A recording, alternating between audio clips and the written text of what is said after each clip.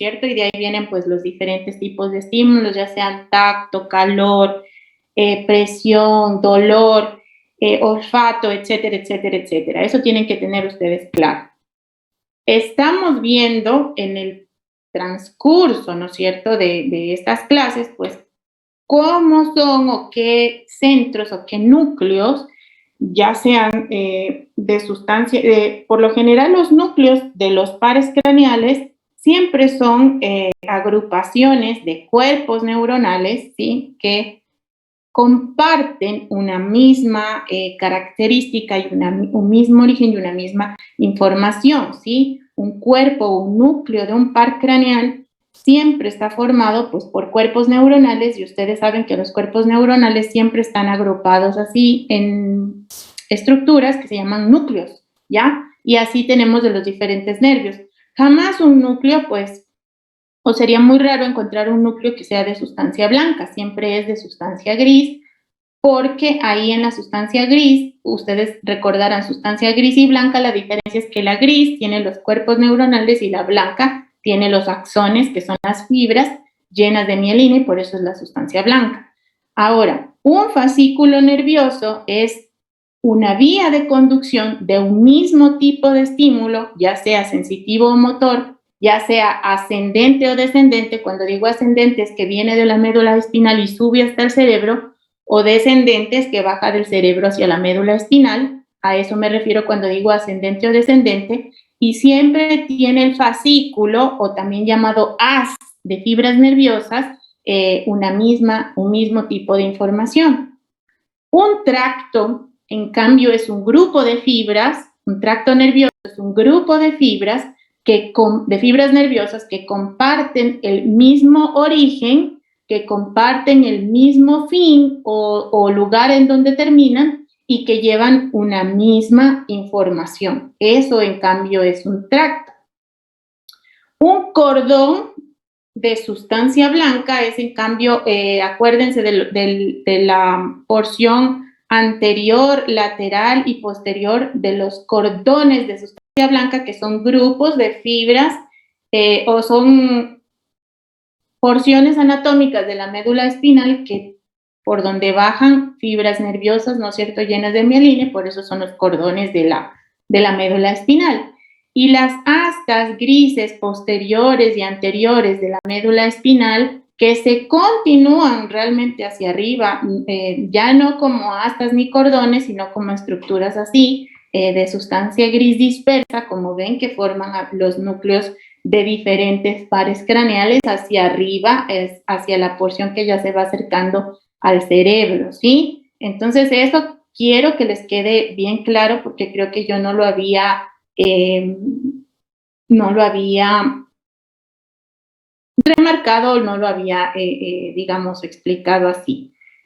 ¿Qué más tenía yo? Esto de los, por ejemplo, este fascículo longitudinal medial, que lo hemos encontrado en todos los niveles de la médula oblongada y del puente también, pues es una porción de sustancia, ¿no es cierto?, o de haces de fibras que llevan información de tipo sensitivo hacia áreas corticales superiores. Yo ya les había mencionado que un lugar que recibe muchas fibras de tipo sensitivo es el tálamo, ¿no? Y hasta allá, luego del tálamo, sale otra neurona hacia la corteza cerebral. ¿Qué más tenía que remarcarles yo? Y esto de las vías de los lemniscos, ya sea lateral, medial o el lemnisco del trigémino o el espinal, pues también llevan información hacia niveles superiores de tipo sensitivo también. Entonces, a nivel, miren, aquí por ejemplo, habíamos revisado los cortes, ¿no es cierto?, a nivel del colículo superior y del colículo inferior, pues y todavía podemos observar a este fascículo longitudinal medial, a los lemniscos que les había ya mencionado, que son áreas que están separadas, ¿no es cierto?, de esta parte del tegmento del mesencéfalo, del pedúnculo mesencefálico, por esta que era la famosa sustancia negra, ¿sí? ¿Qué más tenía yo? Esto ya habíamos visto.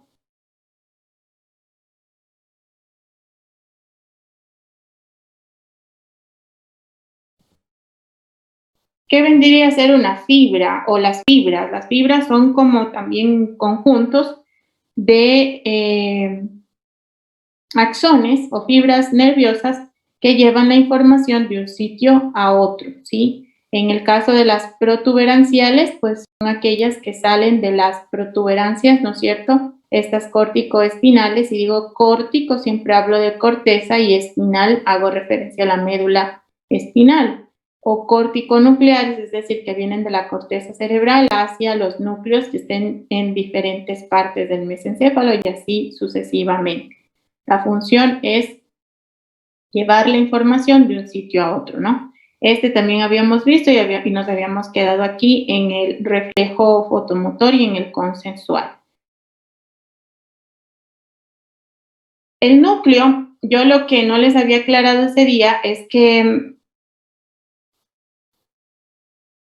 el nervio oculomotor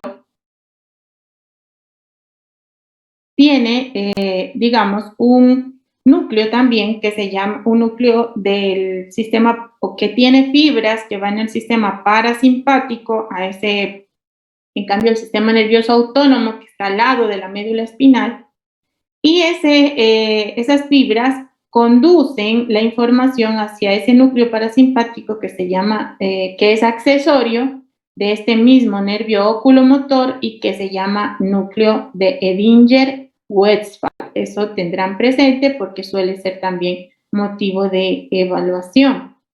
Y las fibras que salen de ese núcleo del Edinger-Westphal, en cambio, van al nervio, pasan a través del nervio oculomotor mismo y llegan a estimular a los músculos extraoculares del ojo, y de esa forma pues modifican el diámetro de la pupila, y con ello pues tenemos la famosa respuesta fotomotora de los ojos.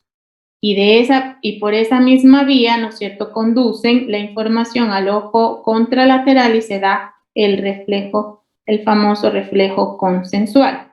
Bien, ahí nos habíamos quedado. Entonces vamos a continuar y vamos a seguir mirando al mesencéfalo, que ya es nuestra parte, digamos, del tallo cerebral, es el nivel superior, básicamente, que ya está prácticamente al lado del cerebro o del encéfalo, como ustedes le quieran decir, y que tiene importantes centros que conducen, a través de los cuales se conduce la información desde la médula espinal, el bulbo raquídeo, el puente mesencéfalo, hacia niveles superiores en el cerebro.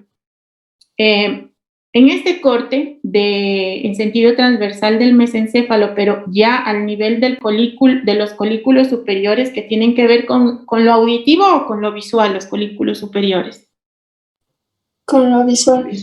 Con lo visual, exactamente. Entonces, teniendo claro eso, aquí vamos a encontrar al núcleo de este nervio, el oculomotor, que es el tercer par craneal. O motor, este nervio se llama nervio oculomotor o motor ocular externo. A ver, oculomotor o motor ocular común, perdón, no externo, porque el externo es el cuarto par, ¿ya? Bueno, y a este núcleo que está aquí a nivel del mesencéfalo, pero a la altura de donde están los colículos superiores, este también está aquí, miren en esta que es la famosa, esto de aquí es la famosa sustancia gris central, y obviamente su núcleo está aquí en esta sustancia gris central, detrás del fascículo longitudinal medial. Si ven, está por detrás del fascículo longitudinal medial. Las fibras de este tercer par craneal salen y pasan a través de esta gran estructura de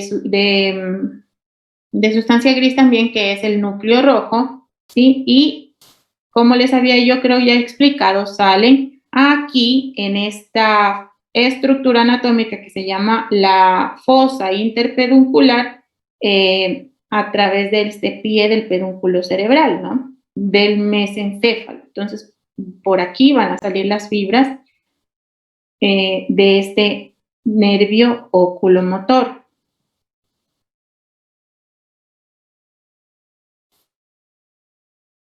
A nivel de los colículos superiores seguimos viendo a los famosos lemniscos, al lemnisco medial, al lateral, y también vemos al lemnisco del nervio trigémino, ¿sí? Y estos se ubican como unas bandas así de color oscuro por detrás de esta, que es la sustancia gris o negra, que separa al tegmento del pedúnculo mesencefálico. Aquí la única diferencia es que este lemnisco lateral no se va más arriba de este nivel, o sea, como que hasta aquí llega el lemnisco lateral. Este de aquí, que es el núcleo rojo, es una masa igual de sustancia gris, porque aquí están vuelvo a repetir, los cuerpos de las neuronas, y este se va a ubicar entre este, que es el acueducto cerebral, y esto que es la sustancia negra. Ahí vamos a encontrar siempre a este núcleo rojo, y este debe su color a que tiene mucha vascularidad, y también como hay sangre, pues ahí se acumula un pigmento de hierro que le da como esa coloración en las tinciones de tipo rojo, por eso se llama núcleo rojo, y además una masa muy grande, como ven aquí. Entonces este está entre el acueducto y la sustancia negra. Las fibras que llegan hasta este núcleo rojo provienen de la corteza cerebral, o sea, vienen del cerebro, y también pueden venir fibras desde la médula espinal, ¿sí? O vienen del cerebro y pasan por aquí y luego se van a la médula espinal, por eso dice córtico-espinales. A este núcleo rojo también van a llegar fibras desde el cerebelo, también del pedúnculo cerebeloso superior. Y aquí este también va a tener relación con el núcleo, otros núcleos que son los núcleos lenticulares, el núcleo de la sustancia negra, los núcleos subtalámicos que están debajo del tálamo, y los hipotalámicos, y con núcleos que se proyectan hacia la médula espinal. Del núcleo rojo van a salir, en cambio, fibras que van a ir a la médula espinal a través del fascículo rubroespinal, así se va a llamar todas las fibras que salgan del núcleo rojo hacia la médula espinal, fascículo rubroespinal. También hacia la formación reticular, ¿sí? Que es esta estructura de sustancia gris también que está en cambio alrededor del núcleo rojo. Esta es la famosa formación reticular. Y a través del fascículo rubroespinal, ¿sí? También van a salir fibras que se van hasta más arriba al tálamo, y también acá a la sustancia negra. Esta formación reticular está aquí en el mesencéfalo, está ubicado, como ustedes ven, a nivel del tegmento o en el techo, por fuera y detrás de este famoso núcleo rojo. Aquí en el pie peduncular, los mismos tractos que salen de aquí, descendentes que vienen desde el cerebro hacia la médula espinal, también vienen de estos núcleos, y hay otras fibras que van o que salen de aquí del encéfalo, vienen por esta parte, pasan al puente y se desplazan hacia abajo. Esas más las encontramos a nivel del colículo inferior. Entonces, miren, aquí tenemos una imagen en donde nosotros podemos apreciar la mayoría de núcleos, ¿no?, que están aquí en esta porción del sistema nervioso central, que no se les olvide. Solo es sistema nervioso periférico los nervios raquídeos, a pesar de que, y los nervios raquídeos son el sistema nervioso periférico porque ellos llevan la información a la periferia del cuerpo, ya provenientes obviamente de su origen, que está en el sistema nervioso central, ya sea en el asta anterior o en el asta posterior de la médula espinal. Ahí está el origen de los nervios raquídeos, o nervios periféricos también se les llama. Ese es el famoso sistema nervioso periférico. Pero su origen, pues el origen del sistema nervioso periférico, ustedes ya saben que es la médula espinal que puede tener el axón, o el núcleo de la neurona en cualquier nivel de la médula espinal. Entonces eso tienen que tener claro. Todo esto de lo que estamos hablando es sistema nervioso central, que no se les olvide. Aquí podemos apreciar los diferentes núcleos y en los diferentes niveles. Por ejemplo, aquí tenemos en la médula oblongada, que es esta primera porción, aquí está la médula oblongada, aquí está el puente, más arriba el mesencéfalo, ¿no? Y vemos cómo tenemos a que es el núcleo espinal del nervio trigémino. Sí, miren cómo se continúa a través del lemnisco espinal o el lemnisco del nervio trigémino aquí a nivel del puente, y también se va hasta aquí, hasta el mesencéfalo, casi que ahí termina. ¿Sí ven? Entonces acá a nivel del puente es como el núcleo sensitivo principal del nervio trigémino, y luego miren cómo se continúa ese mismo núcleo mesencefálico del trigémino. Es lo mismo, son vías que vienen desde acá, sino que en la médula oblongada, en el puente o en el mesencéfalo, pues se llama como diferente, nomás cambian el nombre. Por ejemplo, aquí tenemos el núcleo del tracto solitario que avanza y queda aquí nomás en la médula oblongada, que son sensitivos. Esto es sensitivo, lo que está pintado de azulito. Aquí tenemos los núcleos dorsales del troclear y vestibular, que son del octavo par craneal.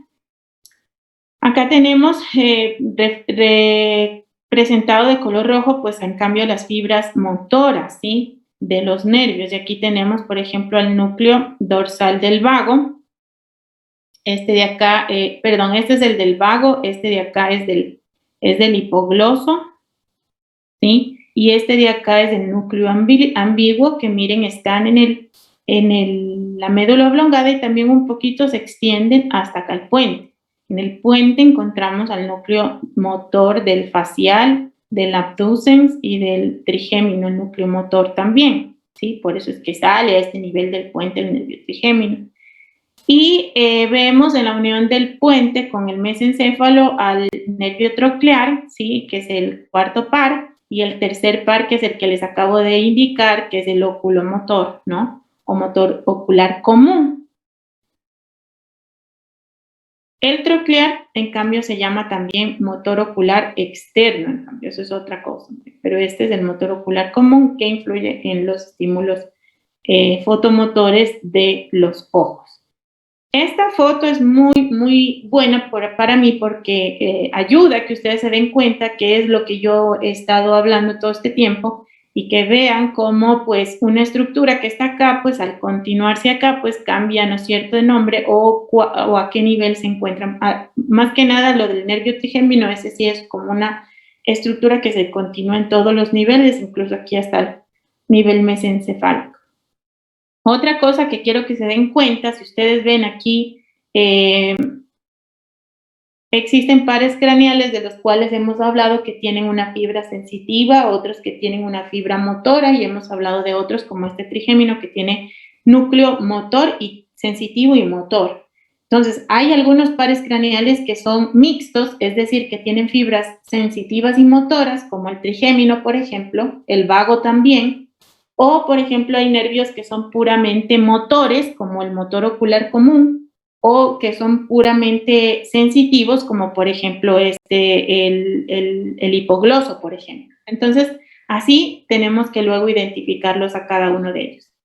Ya yendo a la parte de por qué es importante saber esto, pues sabemos que en la médula oblongada, miren aquí, que es la que está inmediatamente por arriba de la médula espinal, se encuentran el famoso centro respiratorio de todos nosotros los seres humanos, ¿sí? Aquí tenemos unos núcleos de neuronas, un grupo que controlan, ¿sí?, miren, a través del nervio vago, se envían fibras hacia la médula espinal y hacia los músculos de la pared abdominal, como el diafragma, y los músculos intercostales.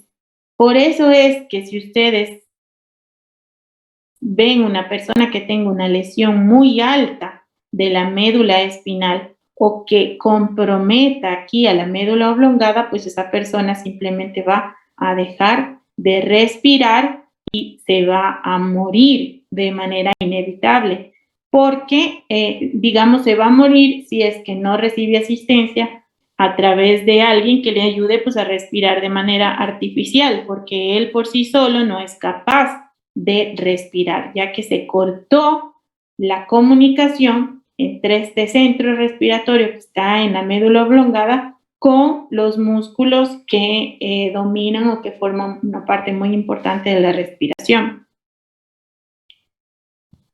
¿Qué pasa, por ejemplo, cuando hay un tumor aquí en el cerebro o en el cráneo, ¿no es cierto? O algún sangrado masivo, como lo que estamos viendo aquí, este hematoma epidural que está comprimiendo el cerebro y está haciendo desplazar las estructuras porque él ocupa un espacio. Lamentablemente el cráneo, pues como ustedes ya saben, no puede expandirse y es una cavidad rígida, entonces el cerebro no tiene para dónde irse, sino que el camino que busca es salirse a través del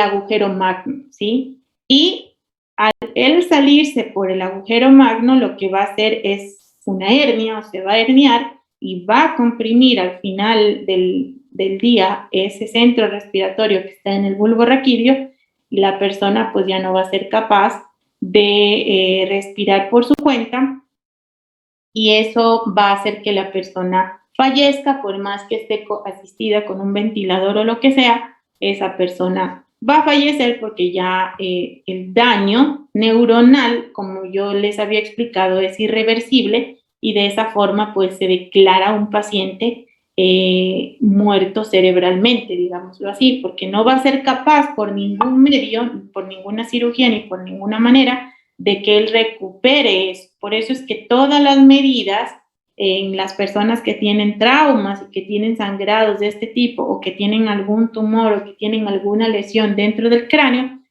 va encaminada a evitar precisamente eso. Entonces, por ejemplo, cuando hay este tipo de hemorragia, sobre todo aquí a nivel de la fosa craneal posterior, que es donde está el bulbo raquídeo, el tallo, el puente, perdón, el mesencéfalo, el cerebelo, miren cómo el aumento de presión, ¿sí?, hace que se borren aquí las fisuras cerebrales, comprime también a los ventrículos laterales, bloquea el paso del líquido cefalorraquídeo, hace que el cerebro, buscando algún lugar por donde irse, pues se desplace hacia el agujero magno del occipital y ahí bloquea, y a eso se le llama herniación. Y ya cuando una persona está herniada cerebralmente, pues la persona está muerta básicamente. ¿Qué va a empezar a sentir la persona cuando aumenta cualquier masa, cualquier sangrado, cualquier cosa que esté aquí dentro de la cavidad craneana? Va a generar en la persona cefalea o dolor de cabeza, va a generar también rigidez en el cuello porque las meninges se inflaman y parálisis de los nervios del glosofaringio, que es el 9, ¿no? Del vago, que es el 10, el accesorio, que es el 11, y el hipogloso, que es el 12, y es muy peligroso este estado. Y existe otra condición que se llama la malformación de Arnold-Chiari, que es un bloqueo básicamente a la salida del líquido cefalorraquídeo por el cuarto ventrículo y genera una hidrocefalia aquí dentro del cerebro, ¿cierto? Por lo general, esta malformación está asociada a anomalías del cráneo y de la columna vertebral, o en ocasiones viene junto a la espina bífida que ya habíamos comentado. Y en este caso, pues también se pueden ver afectado el 9, 10, 11 y 12 pares craneales, los últimos 4. En la médula oblongada, recuerden ustedes que, todo el sistema nervioso central puede sufrir afecciones a cualquier nivel. No necesariamente se necesita que se afecte el cerebro o un área, sino todo. Y como ya ustedes ven que todo está conectado y está comunicado, pues una lesión baja va a influir en la respuesta a estímulos sensitivos y motores por debajo de esa lesión y también va a desconectar a áreas del cerebro o de la médula oblongada o del mesencéfalo del puente con la porción inferior o viceversa, ¿no?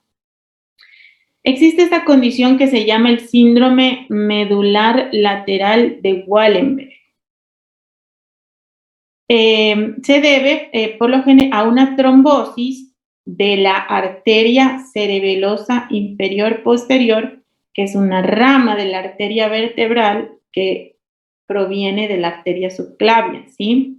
Y cuando esa arteria cerebelosa inferior posterior se trombosa, es decir, viajó un trombo y llegó y la tapó y generó que esta área lateral de la médula oblongada no reciba irrigación, miren que nomás está bloqueando, ¿sí? Está bloqueando al núcleo vestibular medial de ese lado, está bloqueando también al vestibular inferior, está bloqueando al vago, ¿sí? Porque está bloqueando su núcleo dorsal, está bloqueando al nervio hipogloso, ¿sí? Y por eso la persona va a empezar a presentar problemas para deglutir, que se llama disfagia, no va a poder articular las palabras de manera adecuada y a eso se le llama disartria, porque se paralizan los músculos del paladar y los faringeos del mismo lado de donde está esa área isquémica de la médula oblongada. También la persona puede empezar a sentir analgesia, o sea, no siente dolor o no puede sentir estímulos térmicos del mismo lado de donde esté la lesión, ya que se afectan el núcleo y el fascículo espinal del nervio trigémino. La persona también empieza a sentir vértigo, náusea, vómito y nistagmo porque se bloquea el núcleo vestibular medial y el inferior de ese lado. También existe la posibilidad de que la persona presente el famoso síndrome de Horner del mismo lado del ojo. ¿En qué consiste el síndrome de Horner? La persona va a tener el párpado caído, va a tener la pupila más cerrada, eso se le llama miosis, y la persona de ese lado, de donde está afectada la médula oblongada, pues no va a tener una adecuada sudoración como si lo tiene del otro lado. Síndrome de Horner entonces se caracteriza por miosis, que es cerrada la pupila un poco más en relación a la del otro lado. Ptosis se escribe con P-T-O-S-I-S, ptosis, a eso se le llama, ese es el término médico que se usa para referirnos cuando el párpado está caído, ptosis, y anhidrosis es cuando no podemos, no tenemos una adecuada lubricación o adecuada sudoración o humedad de ese lado, sobre todo en el ojo. Entonces tiene miosis, ptosis y anhidrosis y eso es lo que se presenta en este famoso síndrome de Horner. También puede tener, como la médula oblongada está en íntima relación con el cerebelo y hasta acá también llegan fibras que conducen información, como que es el fascículo espinocerebeloso, o sea, que lleva información de la médula espinal al cerebelo, y como el cerebelo es uno de los órganos que nos ayudan a mantener el equilibrio, pues también va a empezar a presentar alteración de la marcha, como atáxica, ¿no? Y va a perder del otro lado del cuerpo, de donde está la lesión, la sensibilidad al dolor y a la temperatura. Ese es el famoso. Todo esto va a presentar una persona que tenga este problema del síndrome medular lateral de Wallenberg. También puede haber trombosis a nivel de la propia arteria vertebral, que viene y irriga o da ramas que irrigan a la porción central o medial de la médula oblongada. Entonces, ahí se va a llamar síndrome medular medial, dado por una trombosis de la arteria vertebral, que es rama, repito, de la arteria subclavia. ¿Qué va a presentar el paciente cuando tiene este síndrome medular medial? Va a tener una hemiparesia, es decir, no va a poder mover el cuerpo del otro lado de donde está la afección, debido a que aquí a este nivel tenemos a la decusación de las pirámides, y acuérdense que esa decusación de las pirámides traía fibras motoras, si ustedes recuerdan, es de tipo motor, ¿no? La vía de los lemniscos trae fibras sensitivas, la vía de las pirámides o la decusación de las pirámides actúa con fibras motoras. Por eso es que la persona, si tiene esta lesión aquí en el lado derecho de la médula oblongada, pues va a presentar hemiparesia del lado izquierdo del cuerpo. También va a tener, se le va a alterar el sentido de la posición, del movimiento y de la discriminación táctil, porque por aquí también, inmediatamente por arriba de las pirámides, ustedes recordarán que tenemos a la decusación de los lemniscos, ¿no? Sobre todo del lemnisco medial, que es el que controla este tipo de sensaciones. Y de este lado se van a ver afectados, pues también como está el núcleo del nervio hipogloso y este controla los movimientos de la lengua, va a verse paralizada los músculos de la lengua se va a desviar hacia el lado paralizado, porque por aquí sale este par craneal mire, por aquí está saliendo que es el par craneal número 12, y por eso es que la persona también empieza a presentar afecciones de tipo lingual y se le paraliza la lengua, sobre todo en este caso del lado donde está la afección. ¿Por qué es importante el puente? En el puente vimos que salía el trigémino, ¿no? Vimos que sale también el abducens, el facial y el vestíbulo coclear, ¿no es cierto? Entonces,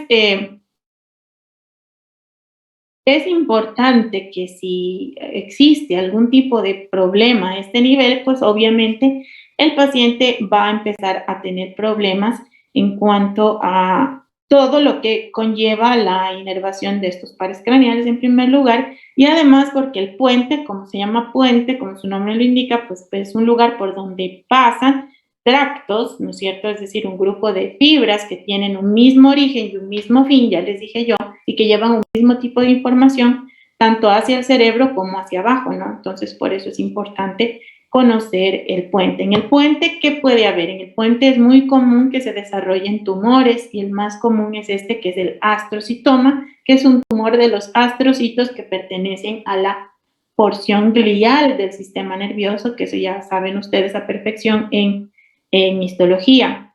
Y ese astrocitoma, como puede crecer así tan gigante, va a bloquear a los nervios craneales del lado en donde esté el astrocitoma y va a generar hemiparesia del lado contralateral. Entonces vamos a presentar, como por ahí sale el nervio facial, el abducens, el vestíbulo coclear, el trigémino, va la persona a tener debilidad en los músculos de la cara, debilidad en los músculos rectolaterales de los ojos. Nistagmo es esa condición en la que, por ejemplo, ustedes están mirando al frente y el ojo empieza a moverse sin ningún tipo de control, el ojo solo, no su cabeza, sin que muevan la cabeza, el ojo empieza a moverse, ya sea para arriba, para abajo o a los lados o en círculo, a eso se le llama nistagmo, y eso se da porque se afecta el núcleo del nervio vestibular. También van a haber debilidad en los músculos de la mandíbula, debido a que el nervio trigémino da 3 ramas que van, una rama oftálmica que se va arriba hacia el ojo y hacia la frente, una rama maxilar, que es la segunda división del trigémino, que va hacia la porción superior, hacia la porción del maxilar, y una tercera rama inferior, que es la rama mandibular, que va hacia la mandíbula.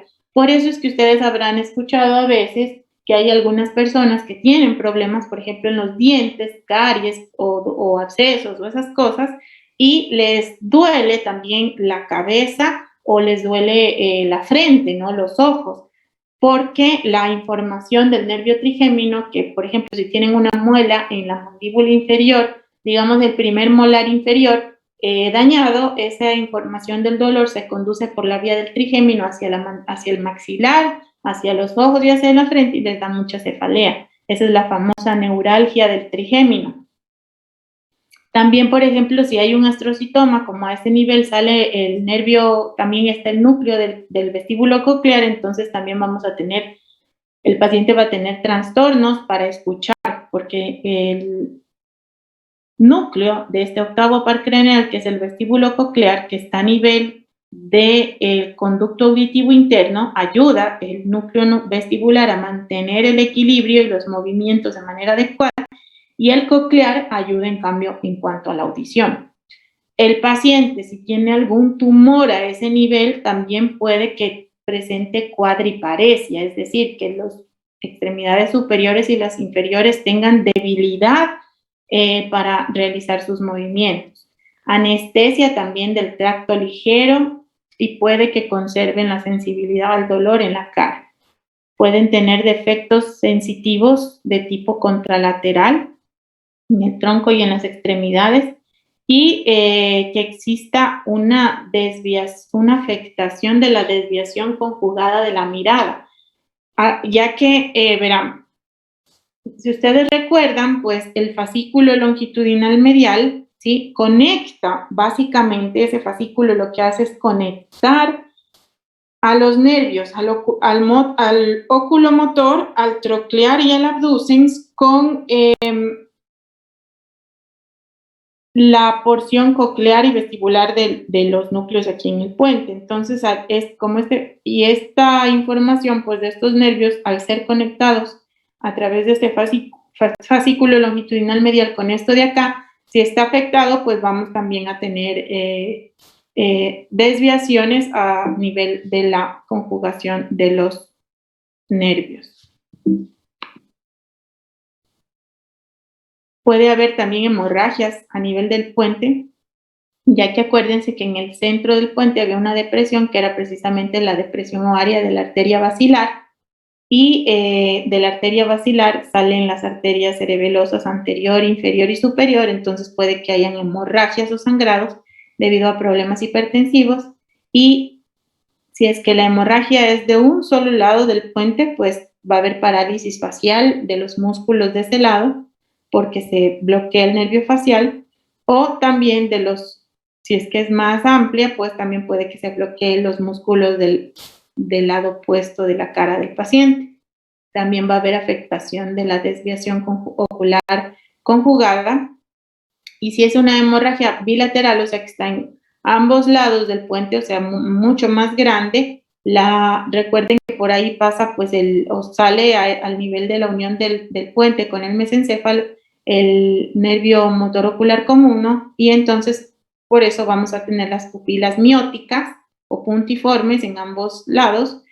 Va a haber parálisis de ambos lados de la cara, de los músculos y de las extremidades, poiquilotermia, o sea que no va a ser capaz de sentir estímulos térmicos esta persona si es que el daño es muy grave, ya que se van a ver alterados también centros que controlan la temperatura a nivel del hipotálamo. También pueden haber áreas de infarto dados porque se bloquee con una trombosis las áreas ahí irrigadas por en estos segmentos del puente. El mesencéfalo, entonces, recuerden que en el mesencéfalo están los colículos superiores y inferiores. Los superiores son o tienen que ver con el control de los estímulos auditivos y los visuales, y los inferiores auditivos, ¿no? Acuérdense que en el mesencéfalo está el núcleo rojo, la sustancia negra y los conductos de los tractos, y por ahí sale o se forma el nervio óptico, ¿no?, que es el segundo par craneal, y también el motor ocular común, que está entre el puente y el mesencéfalo saliente. Entonces, el segundo y el tercero. Entonces, obviamente, si hay algún daño a este nivel, van a verse afectadas las cosas ahí. Por lo general, hay lesiones a ese nivel cuando sufrimos traumas, ¿sí? Nos cae, por ejemplo, un trauma directo contuso, nos cae un ladrillo que viene a amplia velocidad y fractura la calota craneana, genera una lesión aquí a nivel de la dura madre, sangra, hay un sangrado, hay un hematoma que está aumentando la presión dentro del cráneo. También pueden haber golpes que vengan así, miren, directos en la frente, por ejemplo, que también produzcan sangrados. Lamentablemente, el cerebro y su irrigación, pues, su vascularidad son bastante a pesar de que la calota craneana fue diseñada para, digamos, proteger muy bien al cerebro, pues ya lesiones de este tipo muy amplias, pues van a generar, o descargas de energía de amplia magnitud, pues van a generar que se rompan los vasos y sangrados, ¿sí? Y la compresión, y obviamente si dejamos o nuestros pacientes no reciben atención oportuna, pues el daño neuronal sobreviene y estos pacientes van a morir. Por eso es que ahora vemos con tanto accidente de tránsito como jovencitos que van a mucha velocidad sin casco o con cascos mal colocados o con cascos de mala calidad, como los cascos no defienden del golpe, ¿no? En algunas ocasiones pues habrá visto que hay accidentes en donde el casco bien colocado, el casco adecuado, pues logró salvar la vida del paciente. Pero si una persona pues no se pone casco y lo lleva en la mano de adorno y sufre un accidente de esta magnitud, miren cómo el cerebro sufre y se desplaza, puede golpearse hacia adelante y si el golpe está aquí adelante, la masa encefálica se golpea hacia atrás, es una lesión por contragolpe y miren cómo el sangrado está acá atrás. O viceversa, si el golpe es acá, el cerebro como gelatina se golpea para adelante y a esas lesiones se les llaman lesiones por contragolpe muy, muy comunes a nivel encefálico. Entonces, por ello, recuerden que es importante no conducir a alta velocidad, utilizar los dispositivos de protección que necesitamos si es que vamos en moto, pues un casco bien colocado y de buena calidad, ¿no? Y de esa manera, pues evitaremos que tener mayores lesiones, ¿no? Podemos lesionarnos, pero muy débilmente y pues nuestra vida no va a estar comprometida. Pero por eso les puse esta foto para que ustedes vean que a veces incluso golpeándose la parte anterior del cerebro, ustedes esperarían tener una lesión aquí adelante, pero no siempre es así porque el cerebro como gelatina se desplaza para atrás y las lesiones pueden estar en la parte posterior. O si el golpe viene acá atrás, también la lesión puede aparecer acá adelante. Y ustedes dicen, ¿pero cómo si se golpeó atrás? Esas lesiones se llaman lesiones por contragolpe. Y si hay traumas a nivel del mesencéfalo de este tipo, de sangrados y todo eso, pues va a haber afectación a nivel de los ojos, ¿no? Ya sabemos que ahí se van a paralizar el músculo elevador del párpado superior, los músculos rectos superiores, inferior e interno, y el oblicuo inferior del mismo lado. La pupila se va a dilatar, obviamente, porque se corta la conexión con el parasimpático y con el nervio oculomotor. Y también va a haber una parálisis del músculo oblicuo superior del ojo contralateral. Aquí también, por ejemplo, en el mesencéfalo, pues puede que se bloquee, ¿sí?, el acueducto de Silvio y no permita el paso del líquido cefalorraquídeo y ustedes vean en las resonancias o en las tomografías un acueducto, miren, muy dilatado. Si ese se dilata mucho, miren cómo bloquea los núcleos de los pares craneales y pues ahí vamos a tener problemas. El síndrome de Weber es otro síndrome dado por la trombosis de la arteria cerebral posterior y el paciente, como miren, sale el motor ocular común, aquí a este nivel, pues va a haber un ojo pléjico, es decir, que no se mueve, y también puede haber parálisis contralateral de la parte inferior de los músculos de la cara, la lengua, el brazo, las piernas, y aquí va a tener el paciente ptosis y midriasis, es decir, va a tener la pupila muy dilatada. Otro síndrome es este de Benedict, que existe una necrosis o una área isquémica, ¿no es cierto?, de la zona en donde está el núcleo rojo y por donde pasa el hemisco medial, ¿no? Entonces eso va a hacer que haya una hemianestesia del lado contralateral y la persona empiece a tener movimientos involuntarios del lado opuesto del cuerpo. Bien, vamos a continuar si tienen de repente alguna pregunta, pero yo más que nada esta parte de la correlación clínica es para que ustedes vean cuánta implicancia hay en cada uno de los elementos que salen a nivel del tallo cerebral, ¿no es cierto? Entonces, ustedes ahí tienen una idea de cómo las personas pueden ir presentando diferentes signos o síntomas de acuerdo al nivel en donde se presente la lesión. ¿Cómo sabemos o cómo confirmamos luego de hacer un examen físico adecuado a nivel en sentido nervioso, ¿no? Pues solicitando estudios complementarios. Uno de los mejores estudios para ver al cerebro pues es la resonancia magnética, ¿no? Que ayuda a ver mejor los tejidos, sobre todo si estamos sospechando de áreas, de tumores o lesiones de tipo compresivas. Uno de los mejores estudios para ver si existen sangrados o áreas de isquemia que generen pues ese tipo de lesiones en el cerebro es la angiotomografía del cráneo o si no la arteriografía. La angiotomografía del cráneo consiste en que se administre medio de contraste a través de la vena del paciente y en la fase arterial se hace una captura con cortes tomográficos y de esa forma pues se puede detectar en dónde está la lesión. Y ya la arteriografía consiste en un procedimiento invasivo en donde se canaliza una vena periférica, ya sea la radial o la femoral, y con unas canulitas se llega hasta las arterias vertebrales, que ya les dije que son ramas de la subclavia, y se pone medio de contraste y de esa manera vemos cómo se pinta el polígono de Willis, que es como el principal recurso sanguíneo arterial que tiene el cerebro. Entonces, una vez que llega el polígono de Willis en medio de contraste, pues se distribuye a todas y cada una de las pequeñas, de las arterias, arteriolas y las más pequeñitas ramas que están irrigando el cerebro y de esa manera pues se descubre en dónde está la lesión. Bueno, luego de haber conversado sobre esta parte del tallo cerebral, ya hablamos de la médula, ya hablamos del tallo cerebral, ahora vamos a hablar del cerebelo, para mañana sí ya empezar a hablar del cerebro. El cerebelo, pues miren, así tenemos en el laboratorio en el anfiteatro, que es donde están las piezas anatómicas, así tenemos piezas de cerebelos humanos, así se ve en la vida real, ¿no? Este pequeño órgano que está, como ustedes ven, ubicado en la fosa cerebral posterior igual, y que está en íntima relación con el mesencéfalo, con el puente y parte también de la médula oblongada, pues es el órgano que se encarga de controlar nuestra postura, ¿sí? Nuestra posición.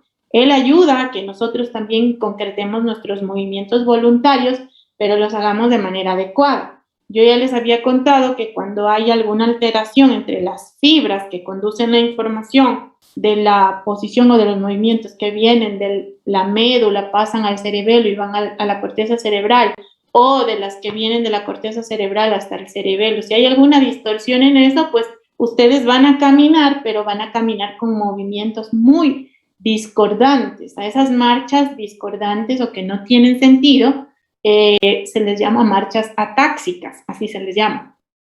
Por eso es que cuando todo está perfecto, pues el cerebelo es el que se encarga de que nosotros hagamos movimientos voluntarios, pero de manera coordinada o de manera adecuada. Este también controla la contracción suave de los músculos nuestros voluntarios y coordina adecuadamente sus acciones, haciendo también que si yo tengo que activar un grupo muscular para caminar o correr o saltar, él bloquea a los músculos antagonistas para que se relajen y dejen que yo haga de manera adecuada ese movimiento que yo quiero hacer. Cada hemisferio cerebeloso el cerebelo tiene dos hemisferios, ¿ya? Entonces cada hemisferio va a controlar los movimientos coordinados del mismo lado de donde está. Es decir, el cerebelo izquierdo controla mis movimientos voluntarios del lado izquierdo de mi cuerpo y el derecho del lado derecho de mi cuerpo. Por lo general no tiene conexión directa con motoneuronas inferiores. El control de él básicamente, es decir, no tiene un control directo con la médula espinal, ¿sí? Esas son las motoneuronas inferiores, pero sí tiene control o conexión directa con el cerebro y con el tallo cerebral, es decir, con el bulbo raquídeo, el puente y el mesencéfalo. básicamente al cerebelo lo vamos a encontrar, pues, ya les dije, en la fosa craneal posterior, va a estar por detrás del cuarto ventrículo, del puente y la médula oblongada. Un hemisferio con el otro hemisferio van a estar unidos por una estructura central que se llama el vermis del cerebelo, este de aquí.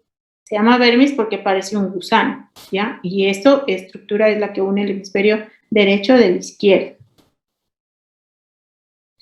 Siempre va a estar conectado el cerebelo a la cara posterior del tallo cerebral, ¿sí? A través de los famosos pedúnculos cerebelosos, por eso se llaman pedúnculos, por eso se llaman cerebelosos, pues porque conectan al tallo. Cuando digo tallo, ¿a qué me estoy refiriendo, chicos?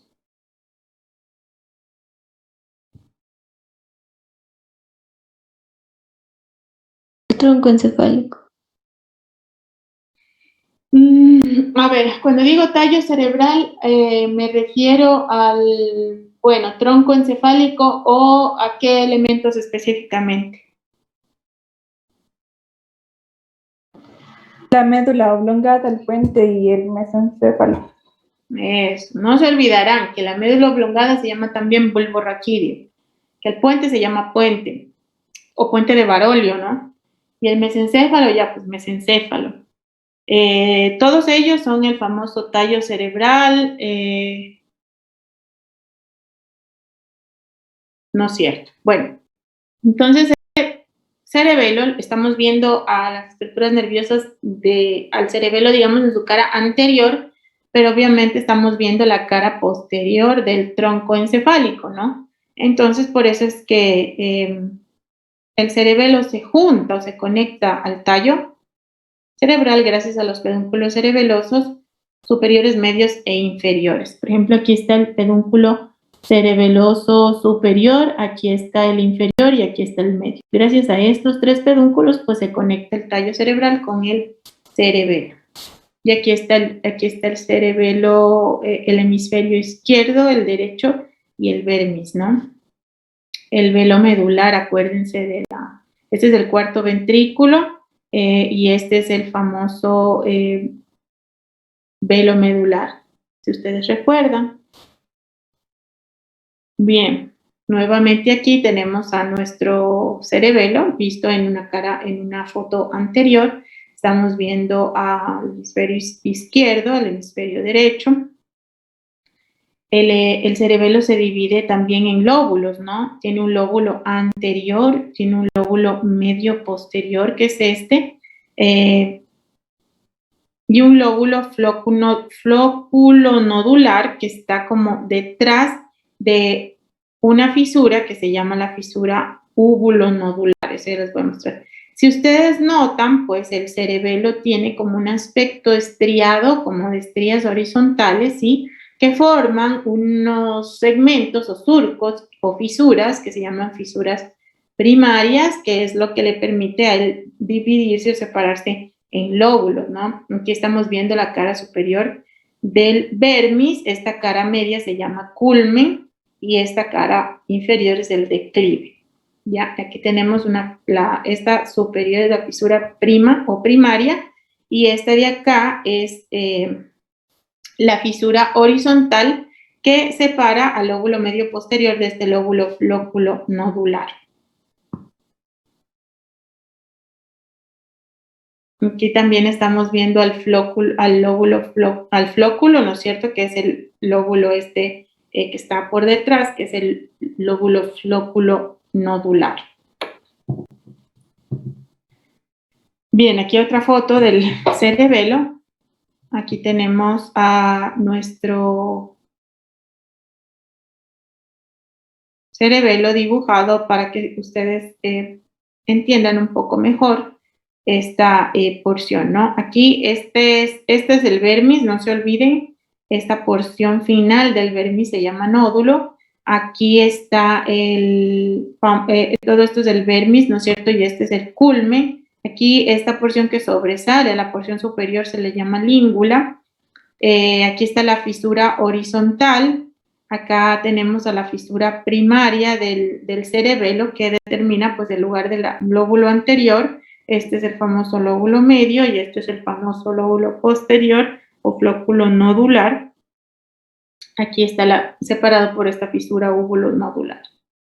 Esta porción distal, digamos así, del cerebelo en relación con el lóbulo flóculo nodular se le llama amígdala cerebelar y es muy importante porque cuando hay este tipo de problemas de herniación, pues las amígdalas del cerebelo son las que se desplazan hacia abajo, hacia el agujero magno y salen y comprimen a las estructuras del bulbo raquídeo.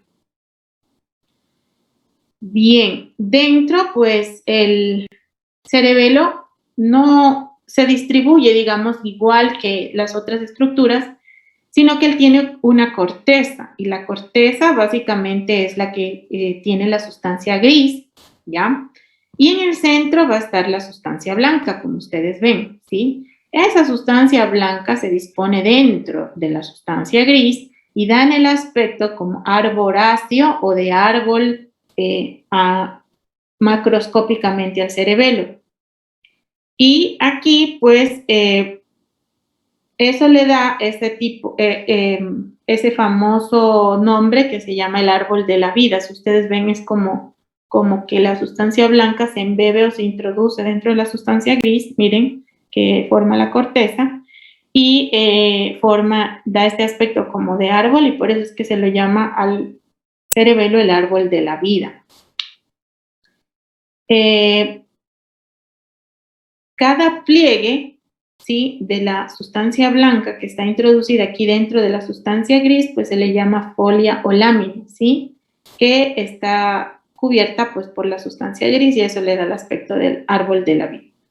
La sustancia gris, aunque no se note, pues está distribuida en 3 capas, una capa más externa que es de tipo molecular, una capa media que está llena de neuronas de tipo de neuronas de tipo Purkinje. Acuérdense que las células de Purkinje o las neuronas de Purkinje pues las encontrábamos solo aquí en el cerebelo, y tiene una capa un poco más profunda o interna que se llama capa de la granulosa, así como ya vimos histológicamente el cerebro tiene como 6 capas, pues el cerebelo tiene 3, tiene una externa molecular, una media o de células de Purkinje y una interna o granulosa. Así, aquí está la capa molecular, ¿no es cierto?, en donde es la más externa, la media, que son las células de Purkinje, y la interna, que es las células de la granulosa, la capa granular. De la granular, la de las células de Purkinje, y esta es la molecular, ¿sí? Así está distribuida histológicamente el cerebelo. Vemos que tenemos como externamente células de tipo estrelladas también externas. Acá adentro, en la capa granular, hay células de tipo en cesta. Y entre ambas están células de la neuroglia, ¿no?, los astrocitos principalmente. Básicamente, la capa de células de Purkinje son de tipo, aquí hay neuronas, las neuronas que están aquí son de tipo Golgi tipo 1 y formadas más por estas células de Purkinje, ¿no? Miren cómo tienen la forma como si fuera un frasco, están aquí en una sola capa estos frascos distribuidos de manera muy uniforme, como ustedes pueden notar. Las dendritas de estas células de Purkinje sobrepasan la capa molecular y se ramifican externamente, ¿sí?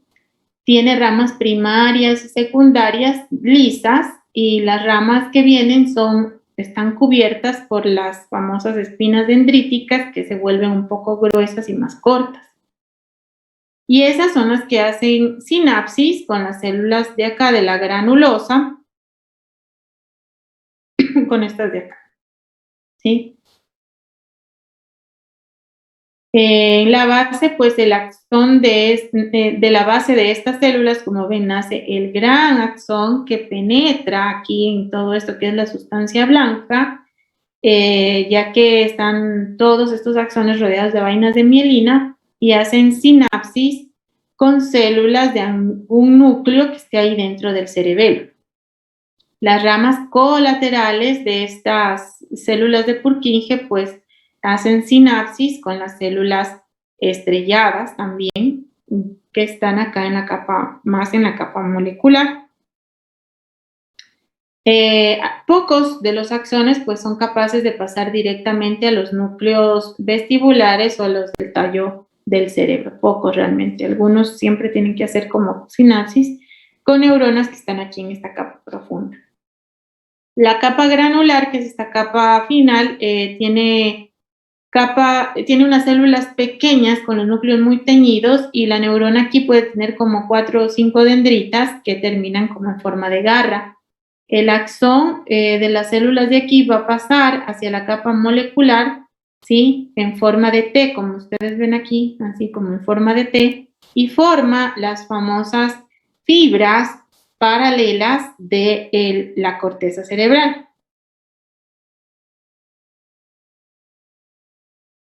Que se ubican en sentido perpendicular a las dendritas de las células de Purkinje, ¿sí?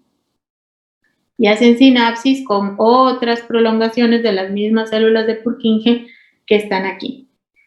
Aquí también existen muchas células de la neuroglia diseminadas entre estas células y las células de Golgi, que son estas de aquí, los axones hacen sinapsis con las capas también de la granulosa o granular.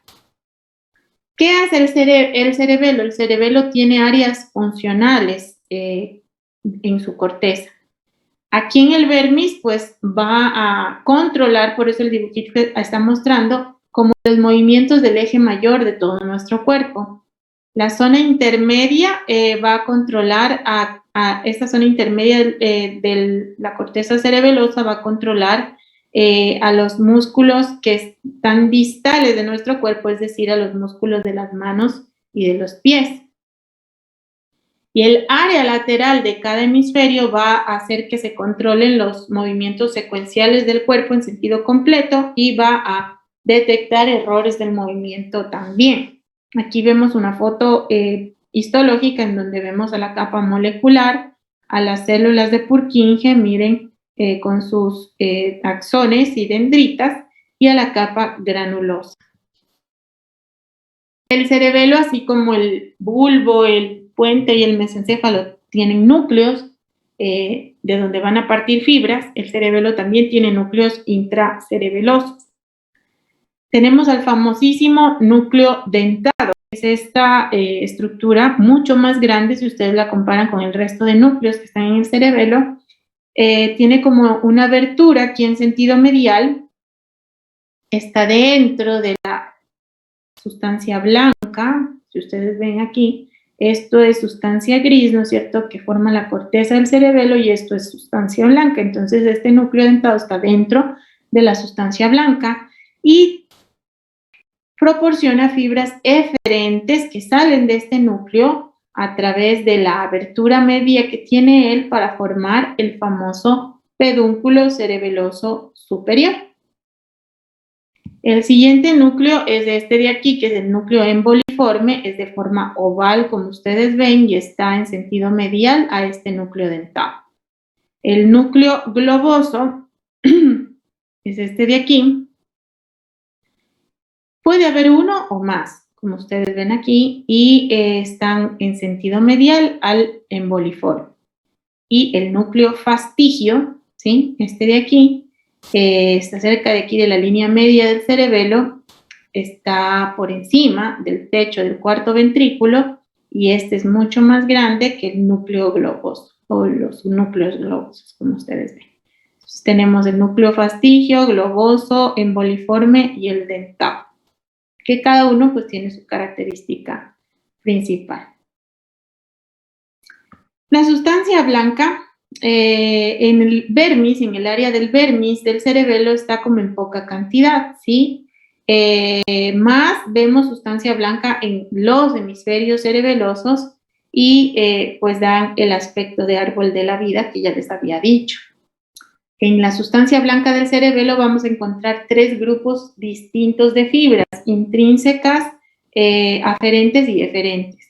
Las aferentes son las que conforman como la mayor parte de la sustancia blanca y que se distribuyen dentro de la corteza cerebelosa, ¿no? Estas fibras aferentes penetran en los famosos pedúnculos cerebelares, superior, medio e inferior, ¿no es cierto? Pero sobre todo en el inferior y en el medio. Las fibras eferentes, en cambio, esas son las que salen de acá de la sustancia, digamos, del cerebelo, son axones de las células de Purkinje que hacen sinapsis con cualquiera de estos 4 núcleos del cerebelo, y los axones obviamente se llaman eferentes, van a salir del cerebelo a otras áreas, ya sea primero hacia el área del bulbo raquídeo o del puente o del mesencéfalo o hacia el tallo o hacia el tálamo y hacia el cerebro, ¿no? Recuerden que les había contado que pues no hay mucha conexión o casi no hay conexión del cerebelo con la médula espinal, pero sí hay, digamos, o sea, que salgan fibras hacia abajo, o sea, no hay motoneuronas inferiores, pero en cambio la conexión es muy amplia del cerebelo con el tallo cerebral o con estructuras superiores. Muy pocos axones salen de células de Purkinje que estén en ese nódulo flóculo nodular y por lo general, estos casi aquí en el área del vermis hacen como sinapsis. Las fibras que salen del núcleo, de este núcleo que es el dentado, del emboliforme y del globoso, salen en cambio a través del pedúnculo cerebeloso superior.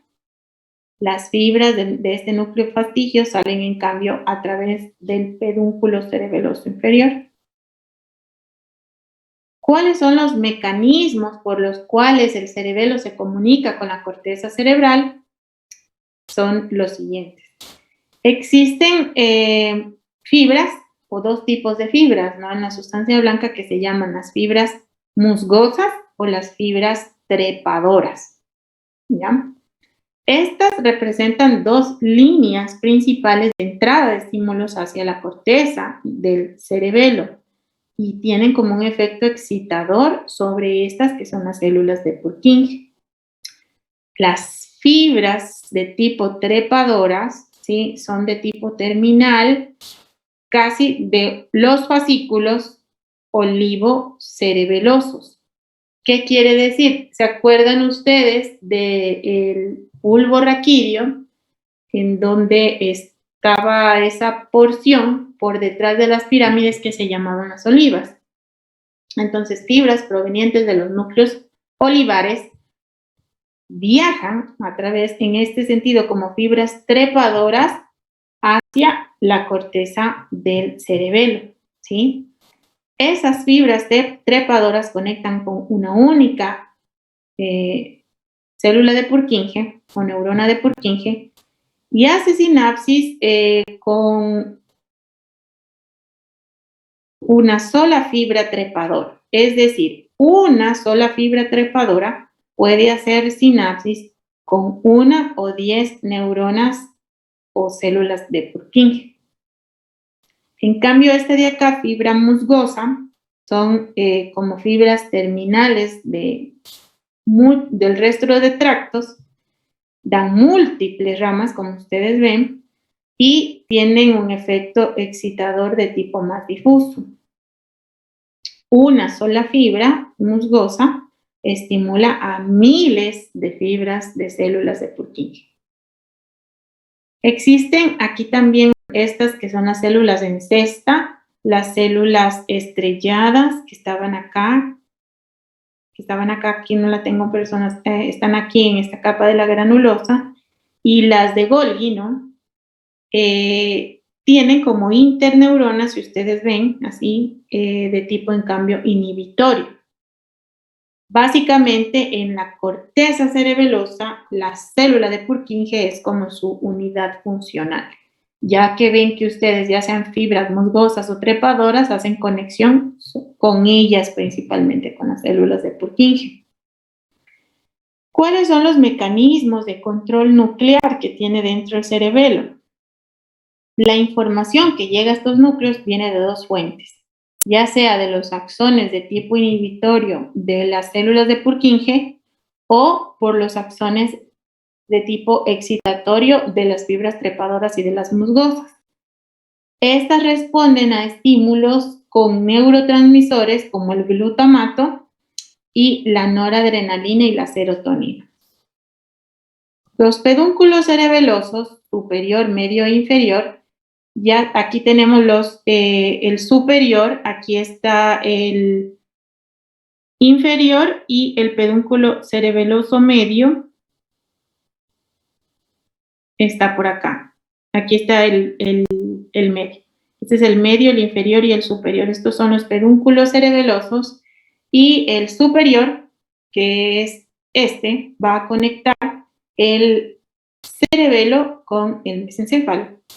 El medio, que es este, va a conectar el cerebelo con el puente y el inferior va a conectar el cerebelo con la médula oblongada o con el bulbo raquídeo. Entonces aquí sí vamos a ir viendo ya las fibras que llegan hacia el cerebelo y también otras fibras que vamos a ver que parten del núcleo rojo y llegan al cerebelo también, o que vienen de la lámina del techo del mesencéfalo y que llegan al cerebelo. En la corteza cerebral, miren ustedes, aquí tenemos al cerebro, ¿no es cierto? Aquí tenemos a los ventrículos laterales, esto es el tálamo, ¿ya?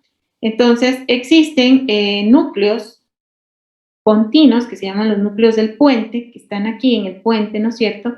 Y llevan fibras transversas pontinas, como ustedes ven, que cruzan la línea media del hemisferio cerebral y entran a través del pedúnculo cerebeloso medio hacia el cerebelo. Existen también fibras que cruzan la línea media e ingresan al hemisferio cerebeloso opuesto a través, en cambio, del pedúnculo cerebeloso inferior. Este es el superior, medio e inferior. Por lo general, estas fibras terminan como fibras trepadoras a este nivel del cerebelo, ¿sí? Y ahí establecen conexión. Fibras que vienen a través de la vía córtico-ontocerebelosa, se llaman. Vienen de la corteza, la neurona, hace sinapsis con una neurona aquí en el puente, y del puente viaja por el pedúnculo cerebeloso medio a la corteza cerebelosa. Esa es una. Otras vienen, miren, esta vía córtico-retículo cerebelosa viene del cerebro, hace sinapsis aquí en el núcleo del puente, bueno, y atraviesa el pedúnculo cerebeloso medio y viene hacia el lado, hacia el mismo lado, ¿no? A través del pedúnculo cerebeloso medio, viene al mismo lado del cerebelo.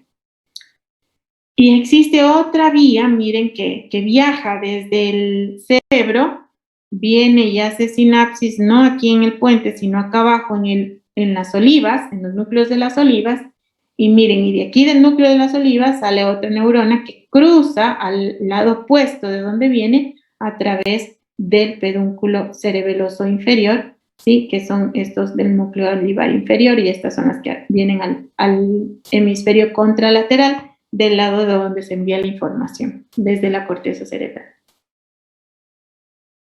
Básicamente, esta área, existen áreas que conducen información sensitivas y motoras, ¿no? La formación, por lo general esta de la formación reticular envía información hacia el mismo lado de donde viene del cerebro, hacia el mismo lado del cerebelo, ¿no?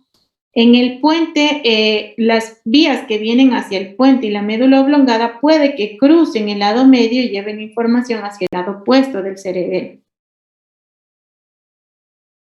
Como ven ustedes, y ya les expliqué, pues esta vía que viene del retículo cerebelosa trae la información del mismo lado del cerebro acá al puente y se cruza por el pedúnculo cerebeloso medio o el inferior hacia el mismo lado del puente, y todas estas vías controlan pues el movimiento voluntario. La información, en cambio, que viene o llega hacia la médula espinal, sí es diferente. Vamos a ver cómo del ganglio espinal, del núcleo dorsal, de la médula espinal, ¿no es cierto? Que el ganglio espinal del nervio raquídeo hace sinapsis con el núcleo dorsal o columna de Clarke de la columna gris de la médula, ¿no? De la médula espinal ya estoy hablando. Esa información hace sinapsis y, como ven ustedes, cruza la información hacia el lado opuesto de la médula espinal. Algunas puede que crucen y otras, la mayoría, lo hacen o ascienden hacia el cerebelo por el mismo lado, como ustedes notan, ¿ya? A través del pedúnculo cerebeloso superior, miren ustedes, la mayoría de fibras se conducen hacia el cerebelo, miren, a través de la médula espinal, viajan por la médula oblongada, el puente, el mesencéfalo, y vienen acá a través del pedúnculo cerebeloso superior e ingresan hacia el lado contralateral de donde se dio la información en el cerebelo y terminan ahí como fibras musgosas. Algunas ramas colaterales pueden terminar incluso de estas mismas neuronas haciendo sinapsis con los núcleos de aquí que están en la sustancia blanca del cerebelo, con los cerebelosos profundos. Todos los niveles de la médula espinal, recuerden que reciben información de los usos neuromusculares y neuroarticulares, ¿no? También de la piel y de la fascia de los músculos superficiales. Entonces, esa información se conduce a través de estas vías. Cuando se decusan o se cruzan. Y cuando ascienden por el mismo lado, ya saben ustedes que viene la información del uso a sinapsis con el núcleo de Clarke de la columna dorsal de la médula espinal, suben las fibras por el mismo lado de la médula oblongada hasta la médula oblongada, ¿no? E ingresan al cerebelo a través del pedúnculo cerebeloso inferior y terminan aquí también como fibras musgosas. Algunas ramas de estas fibras pueden también hacer sinapsis con núcleos profundos del cerebelo, en este caso con el núcleo dentado, por ejemplo, y enviar también fibras hacia la corteza cerebral, como ustedes ven de neuronas, ¿no? La información que reciben estas áreas del cerebelo, pues también es la misma, ¿no? De tipo articular y muscular, proveniente de los músculos del tronco y de las extremidades inferiores. La información que viaja, ¿no es cierto?, a través de las fibras en el mismo lado por la médula oblongada hacia el núcleo cuneiforme, que aquí en la médula oblongada, a este nivel, viaja por fibras que vienen del mismo lado, ¿sí? Y estas del núcleo cuneiforme también vienen al cerebelo por el pedúnculo cerebeloso inferior. También terminas como fibras musgosas y también sus fibras colaterales pueden hacer sinapsis con los núcleos profundos, como esta que hace sinapsis con el núcleo del núcleo dentado. Igual la información es de tipo muscular y articular, proveniente de los músculos de las extremidades superiores y de la parte superior del tronco. El nervio vestibular, ¿sí?, que es el que da la rama vestibular del octavo par craneal, ¿sí?, y que está ubicado en el oído interno y que es el que se encarga de nosotros darnos la capacidad del movimiento a través del estímulo de los canales semicirculares que están en el oído interno, y estos nos ayudan a mantener la posición gracias a que ellos detectan los niveles de gravedad ahí en los huesos que son el utrículo, en la porción, del oído interno, que se llama utrículo y sáculo de esos canales semicirculares, que pues luego cuando veamos los órganos de los sentidos los vamos a aprender a la perfección. Pero esos canales semicirculares que están en el oído interno de nosotros son los que contienen ahí la rama o por donde pasa la rama vestibular del octavo par craneal, que es el vestíbulo coclear. Ese núcleo vestibular o esas ramas o esas neuronas emiten fibras, ¿sí?, que van directo al cerebelo a través del pedúnculo cerebeloso inferior también, del mismo lado donde está el nervio, ¿no? Otras fibras de este nervio pueden pasar a hacer sinapsis con núcleos, con estos que son los núcleos vestibulares que están en el tallo, ¿no?, cerebral, y en el cerebelo, y de ahí viajar al cerebelo a través del pedúnculo cerebeloso medio, como ustedes ven, y todas van a terminar como fibras musgosas en el área del lóbulo flóculo nodular del cerebelo, básicamente. Ahora vamos a ver las vías que salen del cerebelo, ¿sí?, sobre todo hacia la corteza cerebral. ¿Qué señales llevan las fibras que salen del cerebelo? Pues llevan, o mejor dicho, transportan información a partir de los axones de las células de Purkinje, que son las que están dominando la estructura de la corteza cerebelosa. La mayoría de estos axones de las células de Purkinje primero tienen que hacer conexión con los núcleos profundos del cerebelo, con cualquiera de ellos, y luego pasan directo acá a los núcleos vestibulares, aquí, y pasan directo, digamos, acá hasta áreas superiores, o vienen y hacen sinapsis con los núcleos vestibulares que están aquí en el puente. Por lo general, las fibras que salen de aquí del cerebelo conectan con el núcleo rojo, que es este de aquí, conectan con el tálamo, que es esto de acá, conectan con el complejo vestibular y la formación reticular que está a este nivel más o menos. Con esas áreas conectan las fibras eferentes. Y hay diferentes vías, pues, de salida de la información del cerebelo hacia el cerebro, y una de ellas, pues, es esta que se denomina la vía globoso-emboliforme rubral. Es esta vía globoso-emboliforme rubral sale, ¿no es cierto?, de aquí, de los núcleos profundos de la corteza cerebelosa, conduce, miren, la información y hace sinapsis aquí con el núcleo rojo, y luego del núcleo rojo, miren, puede la información descender a través del tallo cerebral y viajar hacia acá, hacia la médula espinal, para dar la posibilidad de realizar movimientos, ¿no? Obviamente los axones que salen por esta vía provienen del núcleo globoso y del emboliforme, de ambos. Pasan, digamos, o salen del cerebelo a través del pedúnculo cerebeloso superior, como ustedes ven, cruzan al núcleo rojo del lado opuesto y hacen sinapsis primero con este núcleo rojo contralateral, y este da origen a este que se llama el famoso fascículo rubroespinal, que luego baja por la médula espinal. Ese es el fascículo rubroespinal. E intervienen en la actividad motora de los músculos del mismo lado. Esto es lo que conduce la vía globoso-emboliforme rubral.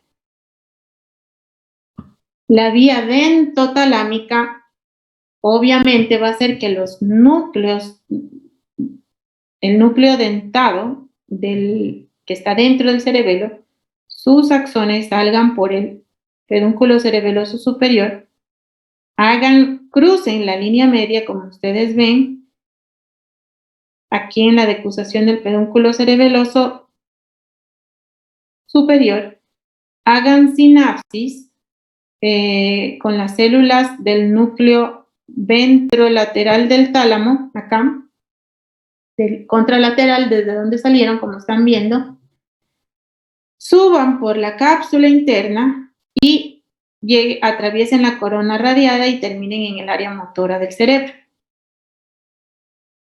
Esto luego desciende, ¿sí?, a través de la motoneurona de tercer orden, luego desciende, ¿no es cierto?, e influye y controla la actividad motora de la corteza cerebral opuesta, digamos así, o del lado opuesto de la corteza cerebral, gracias a que en cambio desciende por el fascículo córtico-espinal. Cuando desciende se forma el famoso fascículo córtico-espinal que se difusa acá y luego controla el movimiento del lado contralateral del sitio en donde se originó, miren, esta vía.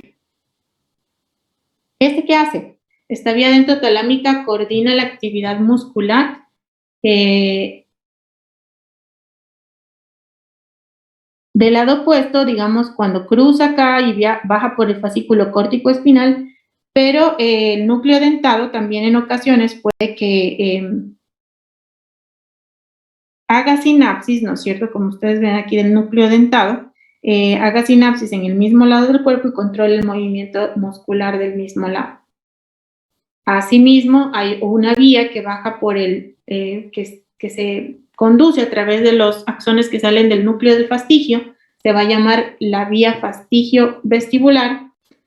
Viajan las neuronas del núcleo del fastigio, aquí está esta de aquí, a través del pedúnculo cerebeloso inferior, terminan en las fibras del núcleo vestibular lateral, aquí y a ambos lados, ¿no? Y forman el famoso fascículo vestíbulo espinal, que ven aquí, que controla al tono muscular y a la extensión del mismo lado de donde se originó el estímulo.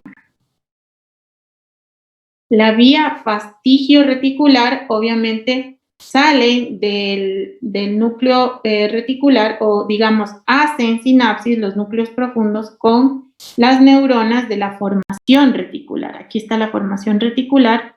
Los núcleos profundos hacen sinapsis con esta formación reticular y luego desciende por el mismo lado y actúa controlando de manera segmentaria la actividad motora gracias al fascículo retículo espinal.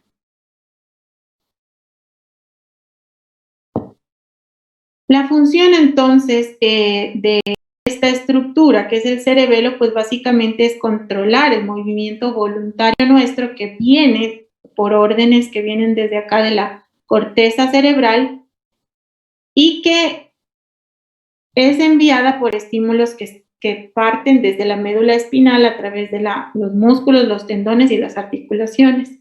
El equilibrio que nosotros logramos mantener está aquí en el núcleo vestibular del octavo par craneal. También interviene mucho en la calidad de la visión o en la manera de que nosotros vemos gracias a un fascículo tectocerebeloso que viaja a través del cerebelo hacia el tálamo. Y recuerden siempre que la información llega al cerebelo gracias a las fibras trepadoras o musgosas y siempre va a hacer sinapsis con las células de Purkinje.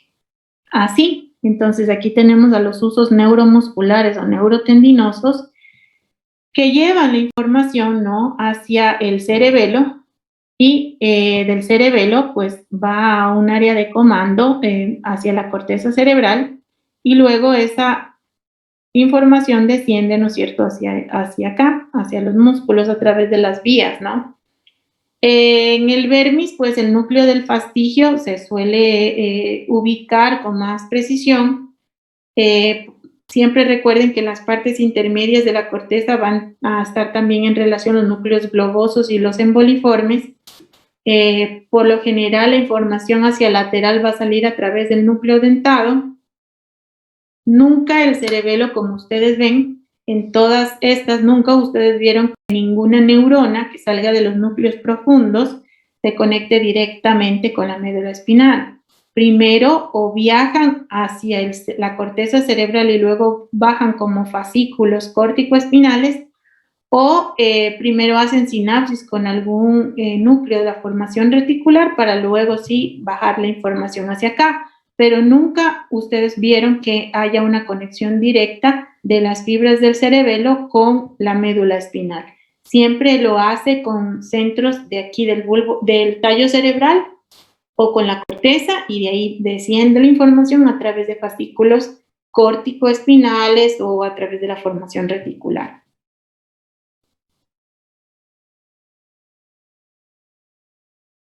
¿Qué pasa cuando hay daño o disfunción en el cerebelo? Pues como les decía, si él es el encargado de que nosotros accionemos un grupo de músculos de manera coordinada, Si él está lesionado, dañado o alguna vía está desconectada por alguna razón, ya sea un tumor, algún sangrado, alguna masa ocupativa o algún otro tipo de daño de tipo funcional o algo, pues la marcha nuestra o la marcha del paciente va a ser así, súper distorsionada. Si uno camina normalmente de manera adecuada, pues, o con una marcha normal, la persona que, cuando ustedes vean caminando a una persona así de manera muy distorsionada, con movimientos muy bruscos o muy lentos, es porque algo tiene en el cerebelo.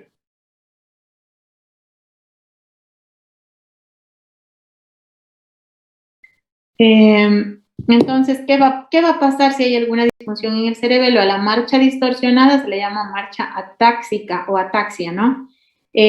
¿Por qué se da? Porque hay hipotonía de los músculos, es decir, los músculos pierden tono, pierden la elasticidad y eso también influye en que uno no pueda caminar de manera adecuada. Los cambios de postura van a alterar la marcha también, la cabeza puede estar rotada a un lado o flexionada, no así recta como debería ser. El hombro, miren aquí como en este caso va a estar como más caído, siempre del lado en donde esté la lesión. Y en estas marchas atáxicas, pues los músculos no se contraen el grupo muscular en forma adecuada para yo, por ejemplo, caminar, desplazarme desde aquí del escritorio, por ejemplo, al baño. No se contraen de manera adecuada el grupo de músculos que yo necesito para hacer esa acción, sino que se empiezan a contraer grupos de músculos en forma irregular o débil y empieza a haber un tipo de temblor y se va a descomponer el movimiento. Por ejemplo, nosotros tenemos la capacidad de realizar movimientos alternados y muy rápidos. Por ejemplo, si están entrenando, les dice, a ver, hagan sentadillas y háganme 50 este rato y muy rápido. Ustedes son capaces de hacer las 50 sentadillas e inmediatamente, pues el entrenador les dice ahora acuéstense y hagan flexiones de pecho. Y ustedes son capaces de cambiar esa posición muy rápido y hacer el otro movimiento de manera adecuada. Pero cuando hay una disfunción en el cerebelo no se puede hacer esos movimientos alternantes rápidos o de forma regular. Y a esa condición se le llama disdiadococinesia. También pueden haber alteración en la conducción de los reflejos, como el reflejo patelar, por ejemplo, o el reflejo, rotuliano, y estos movimientos, digamos, este reflejo va a estar ustedes van a estimular y van a tener la respuesta mucho más lenta o mucho tiempo después de lo que ustedes enviaron el estímulo. Entonces eso se le llama hiporreflexia. Incluso cuando hay alteraciones del cerebelo, una forma fácil sería, por ejemplo, que ustedes sienten al paciente y pongan la pierna péndula, ¿no? Y ustedes dan el estímulo y la pierna queda con un movimiento lento, pero como péndulo, o sea, no para. Ustedes recuerden que cuando todo estaba bien, pues ustedes daban el estímulo aquí y la pierna se levantaba y cesaba, ¿no? En cambio, cuando hay disfunción en el cerebelo, pues ustedes estimulan y es como que si información lenta y repetida estuviera llegando aquí a este arco reflejo simple y queda la pierna como moviéndose, como si estuviera respondiendo varias veces. Entonces, la disdiadococinesia, yo les puse el ejemplo de las sentadillas y cambiar, pero algo muy fácil, miren, es la pronación y la supinación de las manos. No puede hacer la persona ese movimiento de cambiar de posición, de pronar a supinar sus extremidades. ¿Por qué? Porque no existe un sinergismo de los músculos. Sinergismo es cuando un grupo muscular suma fuerzas para hacer una actividad. Más bien es como que hay una disociación de ellos y por eso es que es difícil para la persona hacer ese movimiento tan fácil de pronar o supinar la mano. El nistagmo, miren, es esto. Ustedes técnicamente están viendo al frente, pero la persona empieza a tener movimientos oculares involuntarios, desplazando el globo ocular a otros sectores muy distintos a donde está en principio la mirada fija.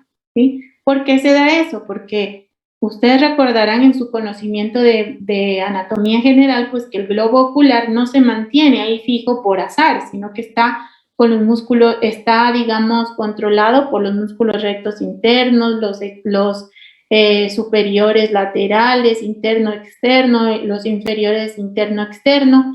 Ese grupo de músculos pues están controlados también por estos, por ramas de los nervios de los pares craneales también.